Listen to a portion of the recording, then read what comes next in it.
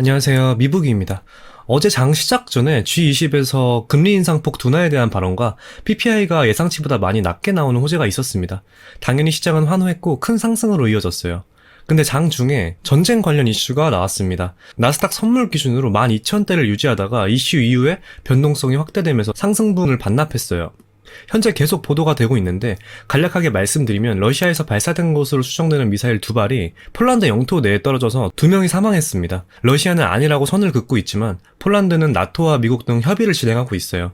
9개월 정도 이어지고 있는 러시아 우크라이나 전쟁이 자칫하면은 러시아와 나토 전쟁으로까지 확대가 될 수 있는 상황이 있다고 이해하시면 될 것 같아요. 가장 최근 뉴스는 폴란드 대통령이 이번 이슈가 재발될 가능성이 없다고 발언하면서 좀 고의가 아니라 실수라고 판단을 하는 것 같아요. 따라서 따로 대응을 하지 않고 그냥 잘 넘어갈 가능성이 높아 보이긴 하지만 그래도 결과는 끝까지 지켜봐야 합니다. 개인적으로 우려가 되는 부분은 애초에 러시아와 폴란드의 관계는 정말 안 좋아요. 폴란드의 나토 가입 이유는 명백하게 러시아를 견제하기 위해서 가입했고요. 미국 주둔도 추진하고 있는 상황입니다.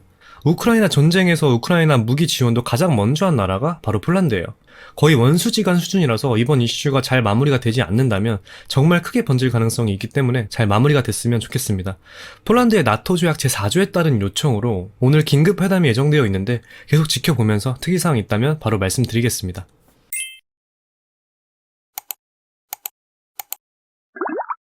대응이 가장 중요하다고 제가 계속 말씀드리고 있잖아요. 그래서 오늘은 대응 관점으로 중점적으로 보면서 어떻게 대응하는 것이 좋을지 말씀드릴게요.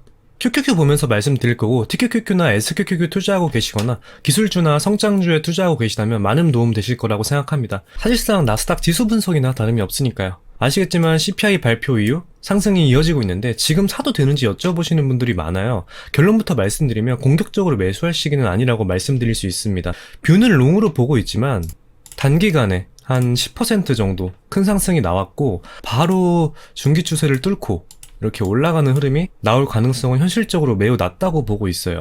제가 보고 있는 뷰는 중기 추세를 돌파하러 가겠지만 당장 급하게 하지는 않을 것 같아요. 어느 정도 횡보를 하다가 갈 가능성이 높다고 보고 있습니다. 그럼 리스크 관리 측면에서 어떻게 대응하는 것이 유리한지 말씀드리면 월요일에 제 채널 커뮤니티 통해서 제가 나스닥이 기술적으로 이런 역 헤드앤숄더 패턴에 있다고 했어요. 현재 넥라인 돌파하고 상승 중에 있습니다.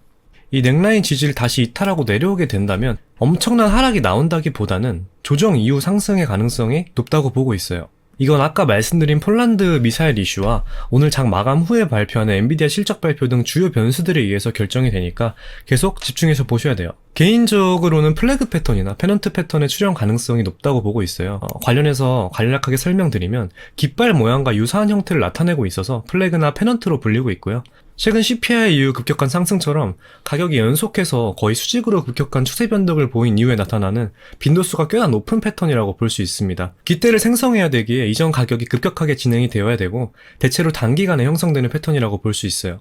보통 짧으면 일주일, 길어도 한 달을 넘기지 않는 기간 내에서 마무리가 됩니다. 그래서 일봉으로 보는 것이 가장 정확하다고 할 수 있습니다.